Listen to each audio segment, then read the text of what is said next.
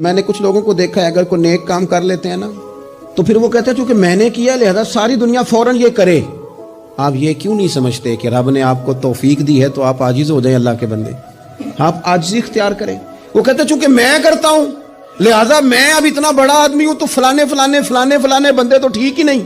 حضرت سعدی شیرازی کہتے ہیں کہ تہجد کا ٹائم تھا، پرانے زمانے میں نا لوگ مسافر اکثر رات مسجدوں میں آ کے گزارتے تھے، تو کہتے ہیں مسجد میں لوگ سوئے ہوئے تھے سارے، تہجد کا ٹائم تھا، میں تہجد کی نماز پڑھ رہا تھا، میرے والد بھی ساتھ تھے، تو میں نے اپنے ابا جی سے کہا یہ دیکھو کتنے بد نصیب ہیں، نفلوں کا ٹائم ہے اور یہ سوئے ہوئے ہیں۔ تو فرماتے ہیں میرے والد کہنے لگے کاش تو بھی سویا ہی رہتا، لوگوں کے کپڑے تو نہ پھاڑتا۔ او خدا کے بندے اگر تو نے پڑھی ہے تو تیرا اور رب کا رشتہ ہے، اس کی بنیاد پر تو دوسروں کو حقیر جاننے لگ گیا ہے۔ علم پڑھے دا مان نہ کریے ماتا کی میں پڑھیا، او جبار کہار کہاوے متے روڑ دیویں دودھ کڑیا۔